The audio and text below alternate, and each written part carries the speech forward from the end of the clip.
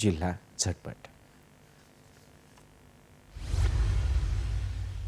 वाशिम जिल्ह्यात मंगरुळपीर इथं हिसा इथं 4 मेगावॅट क्षमतेचा सौर ऊर्जा प्रकल्प कार्यान्वित। 1053 शेतकऱ्यांना दिवसा अखंडित वीज पुरवठा उपलब्ध होणार। छत्रपती संभाजीनगर जिल्ह्यात आपेगाव संत ज्ञानेश्वर माऊलींच्या मंदिरात किरणोत्सव साजरा। कार्तिकी एकादशीला माऊलींचं मुखमंडल किरणांमुळे तेजोमय। रायगड जिल्ह्यात पनवेलमध्ये तक्का इथल्या उड्डाणपुलावर 4 चाकी वाहनानं अचानक घेतला पेट। गाडीत आगीत भस्मसात, मात्र सुदैवानं गाडीतील दोघेही बचावले।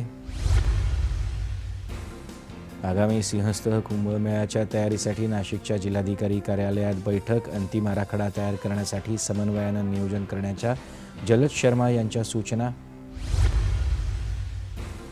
जालना जिल्ह्यात रब्बी हंगामातल्या पेरणीला वेग। गहू, ज्वारी आणि हरभरा पिकांसह 1.25 लाख हेक्टर क्षेत्रावर रब्बीची पेरणी पूर्ण।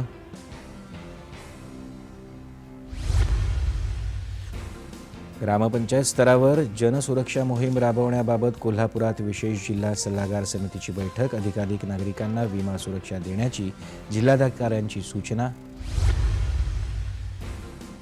आणि 63व्या राज्य हौशी मराठी नाट्य स्पर्धेच्या प्राथमिक फेरीचं रत्नागिरीत स्वातंत्र्यवीर सावरकर नाट्यगृहात उद्घाटन। स्पर्धेत विविध संस्थांकडून 8 नाटकं सादर होणार।